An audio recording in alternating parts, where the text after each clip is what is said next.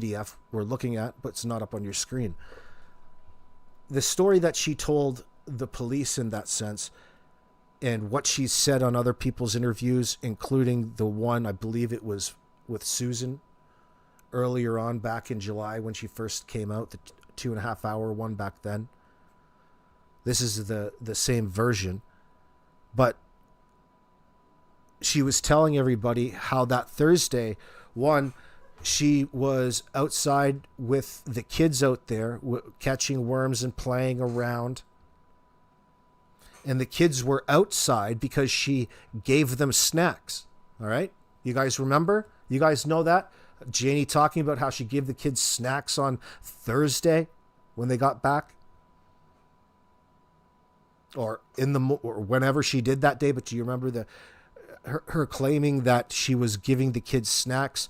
And right up to Thursday, the last time, because it's been brought up, she's been asked about the last time she saw Jack and Lily and described the kids going into the trailer and never seeing them again, essentially, while she was out there working on the fence, waiting for Daniel to find his tools. Sound about right to everybody? Let me know in my chat.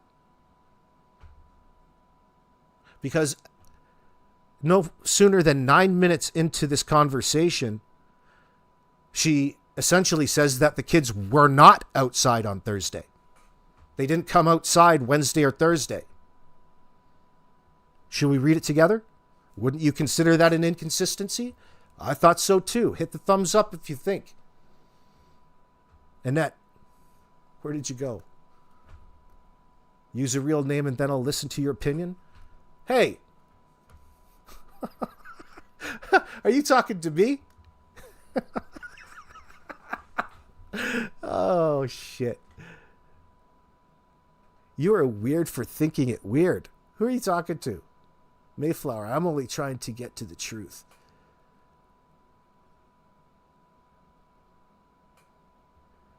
Who are you talking to in my chat, Annette? Okay. It's all right. Don't worry. Yeah, Pam's hearing me, Pam Fogel. Yeah, I know I wasn't talking to myself. Hey, Karen Steves, good to see you this evening. Please don't talk about the pool. I can't anymore. JM has lied over and over again from day one. Helicopter Grandma. The pool isn't even worth talking about because it's a SOG, some other guy. It's a concept. It's not even something real. Okay? There's no sense talking about something that doesn't exist. And let me remind you who brought that up. That was Janie. Janie brings it up. She made it relevant to the situation. Ain't nobody else care about it. Nobody gives a shit. Let's find it. Let me see.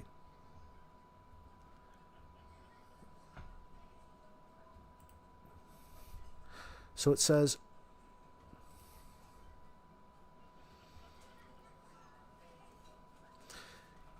"618.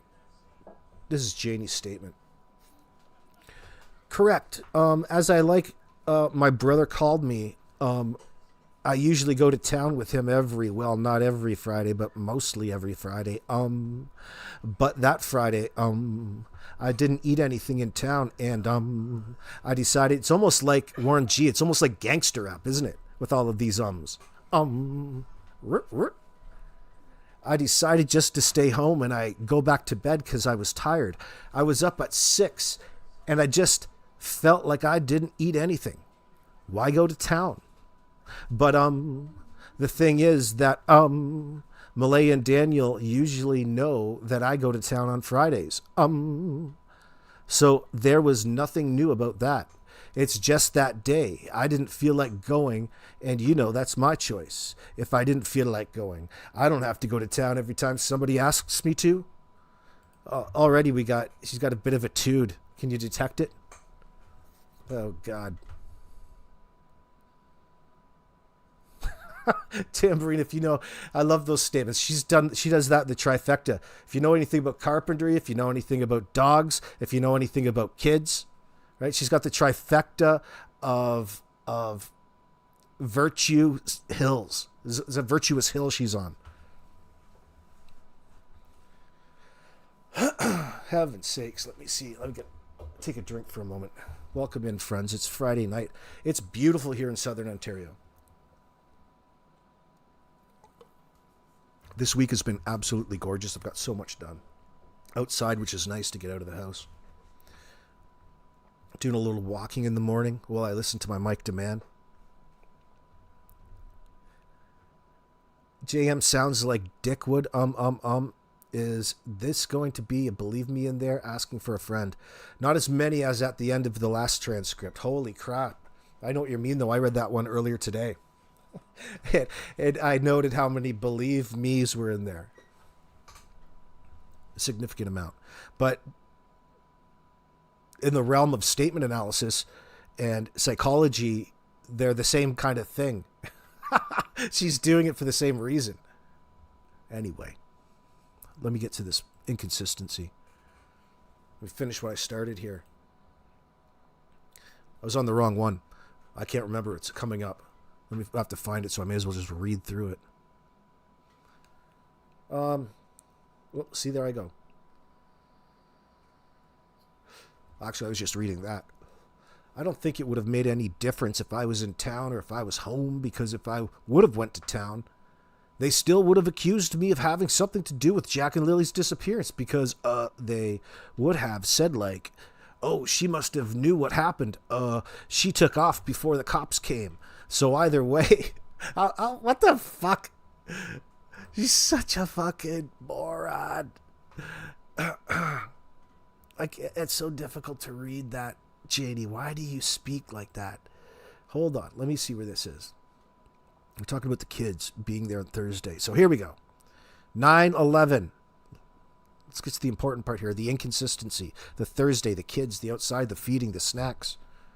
The seeing them go inside and never seeing them again. But what I can't understand is, so Charmaine, is those kids have been homesick number of days, as everybody is allegedly has brought up. Holy shit. Do you feel dumber just listening to that or what? Listen, let me read that again. But what I can't understand is, so Charmaine, is those kids have been homesick numbers of days, as everybody has allegedly has brought up. I just can't understand why that particular day, they were home Wednesday, they were home Thursday, and yet they never went outside. See there? Uh-oh. Bing! I'll have to call my supervisor. Sarge, do you want to come in the interview room? We got a hit. Boom!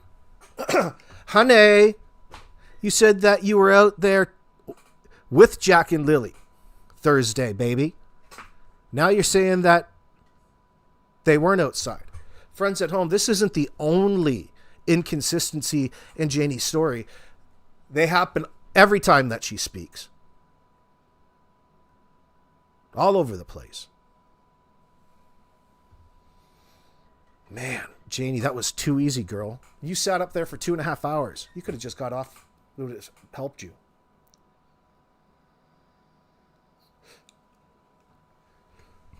Mr. Hemi wants to tell you something, Janie. If you knew anything about training dogs, honey, the inside of her RV door wouldn't look like that, all scratched to hell. Well, maybe she's going for the rustic look.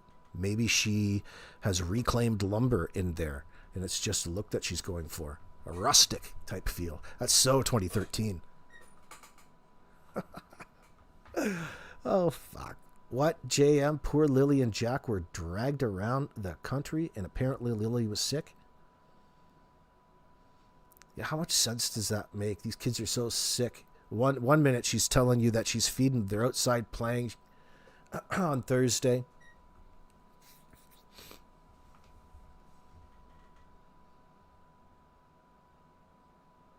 Maybe she scratched it with her toenails. Oh, it's nasty.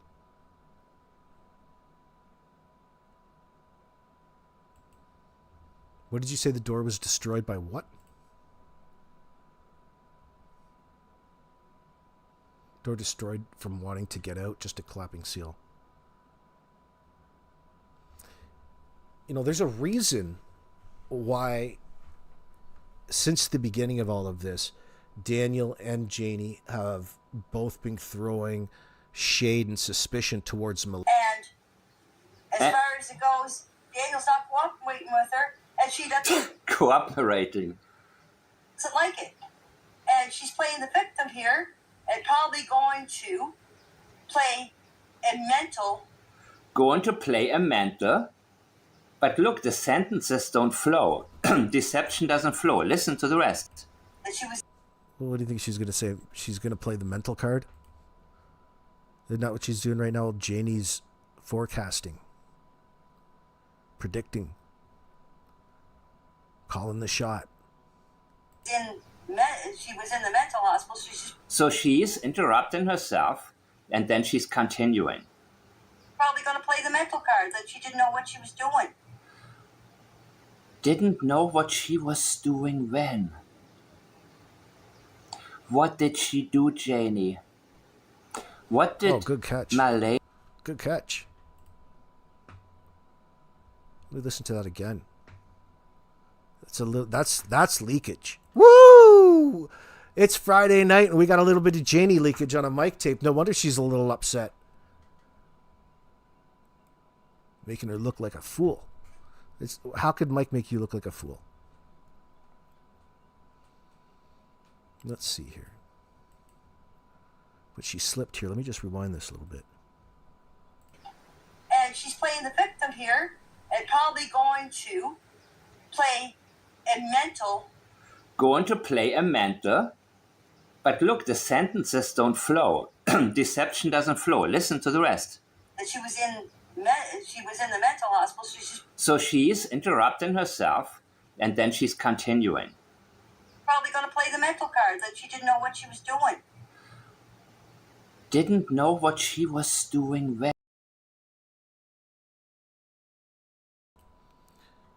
She's going to play the mental card.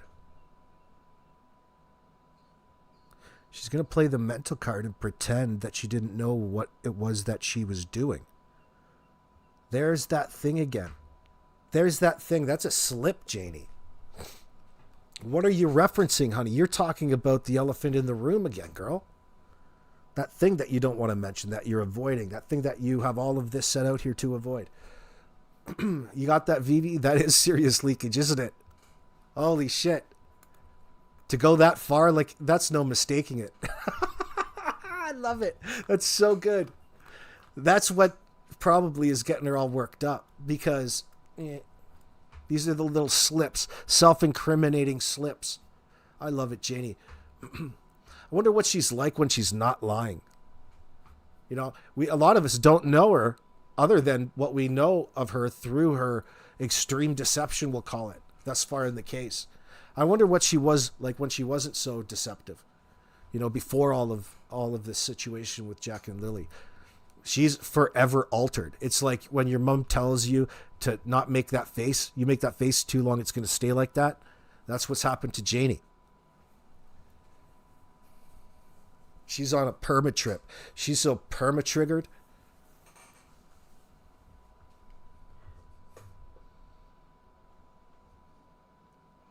Listen to that again. I like that.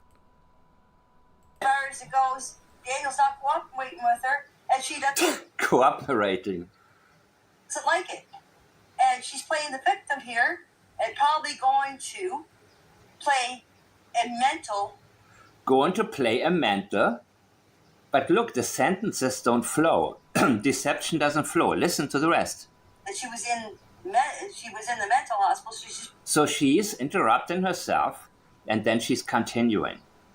Probably going to play the mental card that she didn't know what she was doing.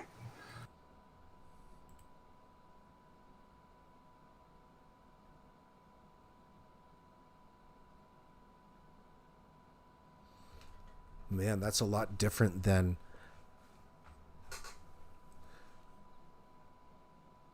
not being legally responsible in a court of law because of some sort of mental disability in that sense.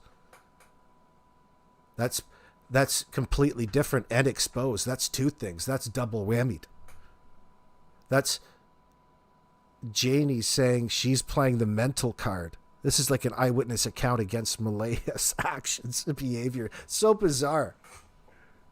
Like, it's so bizarre because a person can always choose to say nothing at all.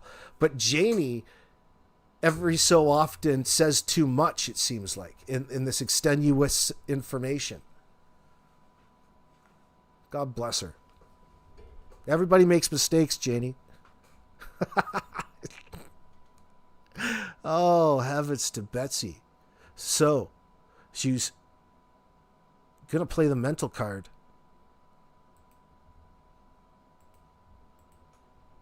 This don't flow. Deception doesn't flow. Listen to the rest. That she was in the mental hospital. So she's interrupting herself, and then she's continuing. Probably going to play the mental card that she didn't know what she was doing. She didn't know what she was doing. You'd have to think that she was referring to a period of time. Like, how long of a duration do you want to use that excuse for? Do you know what I mean? In a court of law type of environment, like how long is this valid for? How long, through what time frame does this cover? I'm not sure if it's gonna fly, but I know what she's trying to say. Hey, what is that thing, Janie? The thing that we're all suspecting them to be guilty of. It's all the same thing. The fate, we'll call it.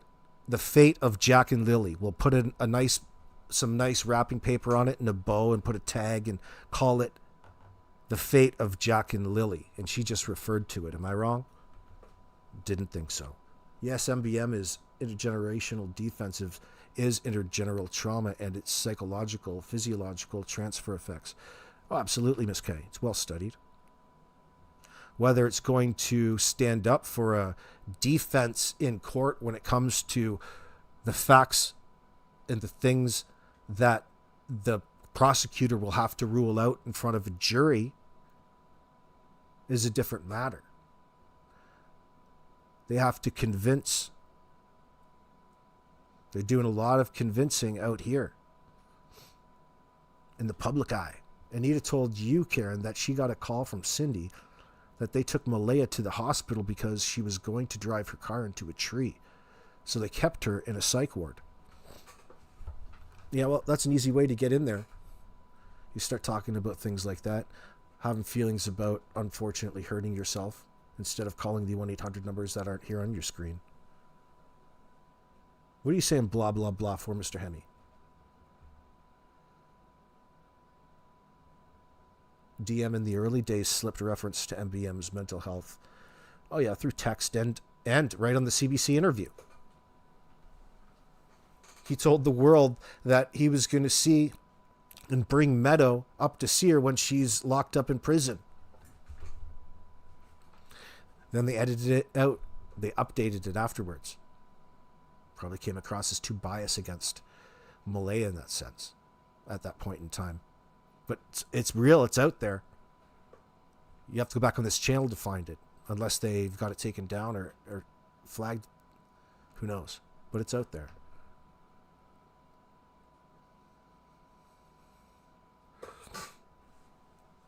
Helicopter Graham is talking some common sense in my chat, saying that, in her opinion, we are dealing with different mentalities.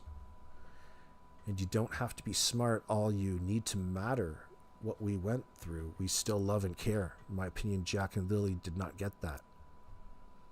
Yeah, and I see what you're saying, and everybody in their lives has every excuse as to why that is, except, of course, we haven't heard Malaya explain it. There's so many other people in Jack and Lily's life that are busy shelling up excuses of why it's not their responsibility, how Malaya was letting the kids down. Doesn't that tell you other things, though, aside from what it is that they're trying to communicate to you about something negative about Malaya? To be the person who's saying that, it's reflective on you as an individual, as a human being, as a parent, as a caring person. That's not even taking, well, incorporate that into the fact that there's two children that's up and disappeared and you don't have a very good alibi. You got a Swiss cheese story that you gave the RCMP. Go and put a positive, good spin on that. Like, how you can only do so much. The damage has been done in this situation so far. And still, even after, what was their closing over there on this Janie interview over there in Charmaine, the closing out that particular show was very comical in that, where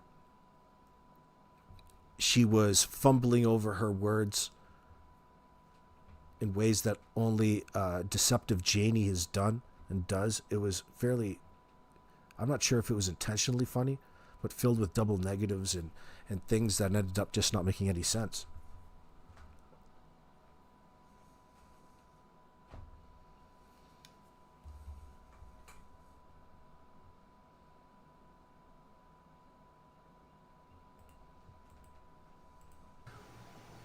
Didn't know what she was doing when. What did she do, Janie? What did Malaya do? What did Daniel do? And what did you do? She's working some kind of scheme. You just wait and see. Oh. And when this is all over with, I'm telling you. What is all over with? This is what? This, do you mean this case? Do you mean the kids, their whereabouts not being known? What exactly are you referring to? Right now, when this is all over with, you guys are going to look like such fools. Who is you guys? I'm only me. I'm not... That's a good one. Janie, no, we're not. No, we're not. There hasn't been anybody out there that have accused Janie of anything, especially for her to say all of that. People are careful. People are quite clear about what they think and what they recognize is going on here, Janie, Daniel, and Malaya. That doesn't even cross into any legalities. You'd like to bait people in, I'm sure.